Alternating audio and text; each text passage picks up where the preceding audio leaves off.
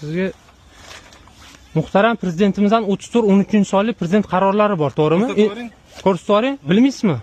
Ko'rsatib yuboring. Yo, bilasizmi, bilmaysizmi o'shani? Siz ko'rsatib yuboring, siz aytyapsiz. Men sizga intizom ustavi yozilgan o'tdi. Intizom ustavida nima deb o'tilgan? Ichki ishlar organi 34-13-sonli qaysi qaror deyapman, qonun emas, qaror. Nechinchi qaror? 34-13-sonli prezident qarorlari bor. Intizom ustavi yozilgan o'sha yerda.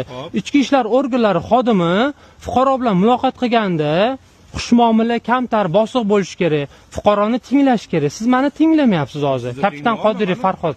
Odamlar turib tinglayapman men. Tinglamayapsiz oxirgacha. Qarang, sizni hududingiz, siz Elobod Mirzo Ulug'bek tumani Elobod MFAga biriktirilgan profilaktik inspektorsiz, to'g'rimi? Xo'p.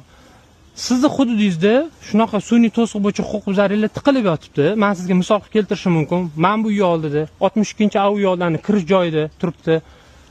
Maktab ko'chasiga kirganingizda, chap qo'lga kirganingizda 112-mi, 112-mi, 112-uylar bor, o'sha yerlarda bor. Nima uchun bartaraf qilyapmiz? Nima uchun qonun ustuvorligini ta'minlamayapsiz? Nima uchun prezidentimizdan qarorlar ijrosini bajarmayapsiz? Qaysi qarorsiz?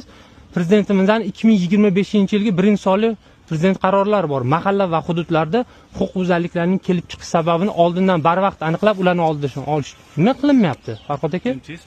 Qanaqa emchi? Siz nima uchun bo'lmasa yuribsiz bu yerda emchi bo'lsa? Huquqbuzarlik aniqlayman-da, huquqbuzarlikka ma'muriy Aznachi ishlar yo'q. Nima qilmaysiz? Ma'muriy bayonnoma rasmiylashtiraman. Menga qarang, prezidentimiz yanvar oyida yig'ilish o'tkazdilar, tanqidiy yig'ilish. O'shani ko'rdingizmi? Nima dedilar? Mahallada qatnashdim o'sha yerda. Qatnashdingizmi? O'sha yerda nima dedilar? Nima deb o'tdilar? Mahallada huquqbuzarliklarni oldini olish kerakmi? Nima uchun huquqbuzarlik keltirib chiqishga yo'l qo'yapsiz siz? Sababini keltirdim-ku sizga. Qanaqa sababi? Boshqa hududingizda boshqa joylarda ham qo'yilgan. Nima uchun? Qani skoriy, pojarning kirishi bor. Sababi bor-ku, sababini sizga keltirib beraman-ku. Sababi?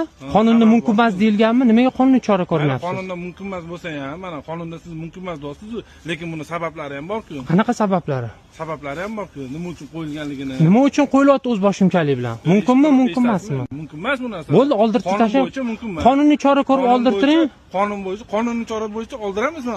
Oldiring. Sabablari ham bor, u sabablar. Sababini-chi, sababi qonun chetlab o'tishga bo'yicha bahona bo'lmaydi. Bo'ldi. Qonunni chetlab o'tish mumkin emas. Bo'ldi. Chetlab qonun oldi hamma barobar. Muhtaram prezidentimiz aytganlar. Qonun ustuvor, jazo muqarrar.